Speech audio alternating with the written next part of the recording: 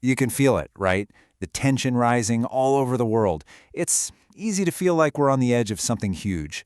But to really get what's going on, we need to dig deeper than the headlines.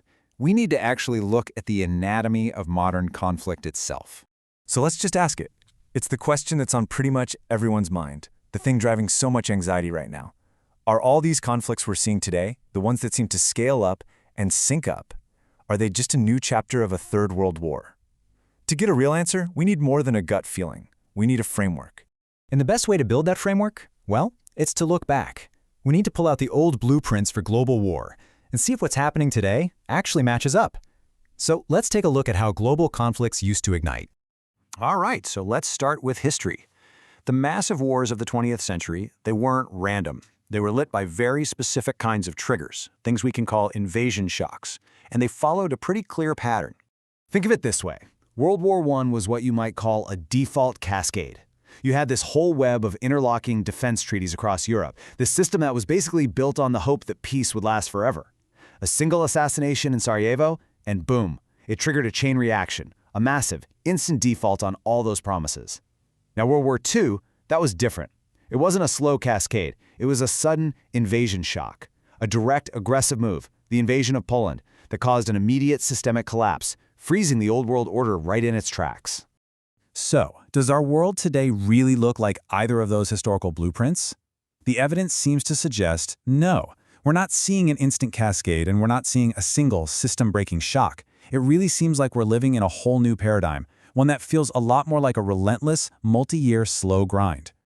And this brings us to the core idea we need to understand our era: floating rate conflicts. Think of it like a floating rate loan. The interest rate on that loan goes up and down with the market, right? Well, the intensity of these conflicts rises and falls with geopolitical friction. They're localized proxy wars that can all flare up at once, creating massive costs and chaos. But, and this is the crucial part, they don't cause an immediate, total collapse of the system. So how does this actually work in the real world? Let's take Iran's proxy network as a perfect example. This isn't a classic alliance like you saw in World War I. It's a decentralized system. You have different groups in places like Yemen, Lebanon, and Gaza. When friction goes up with a state actor like the US or Israel, the rate on this system goes up, and all these proxies can ramp up their activity at the same time, creating synchronized pressure all across the region. So the result isn't a 1939-style shock. Instead, what you get is a stalemate. The system gets trapped in this restrictive cycle. It can't achieve a total victory, but it's constantly generating friction. And the fallout from that is this persistent, slow grind. Just a series of disruptive, costly, but ultimately non-existential events. The closest parallel might actually be the economic stagflation we saw back in the 1970s. Okay, so if it's not a world war, then what is it? Some have started calling it a shadow reckoning. And this slow grind, it doesn't just happen in a vacuum. It has very real, very painful consequences that ripple through our entire society. And they're built on 4 distinct pillars. Let's break down the first one. First up, the economic pain.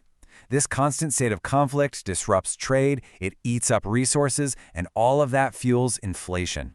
Inflation makes borrowing more expensive, and it absolutely crushes your discretionary income.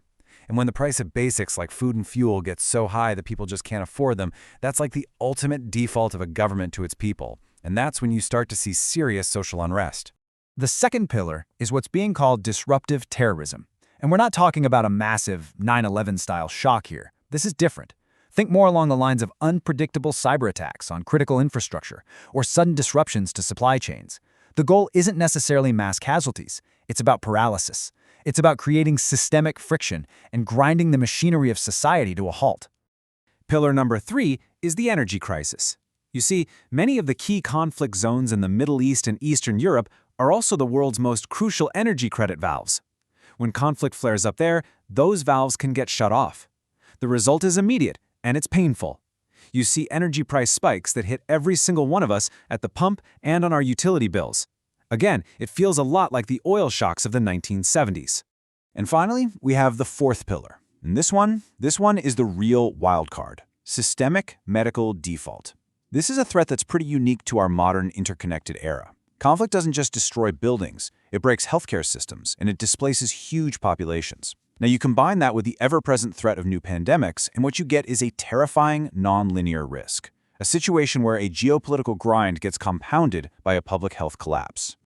Okay, So, let's bring all of this together and get back to our original question. We've looked at the blueprints of past wars, and we've dissected the anatomy of our current situation. So, what's the verdict?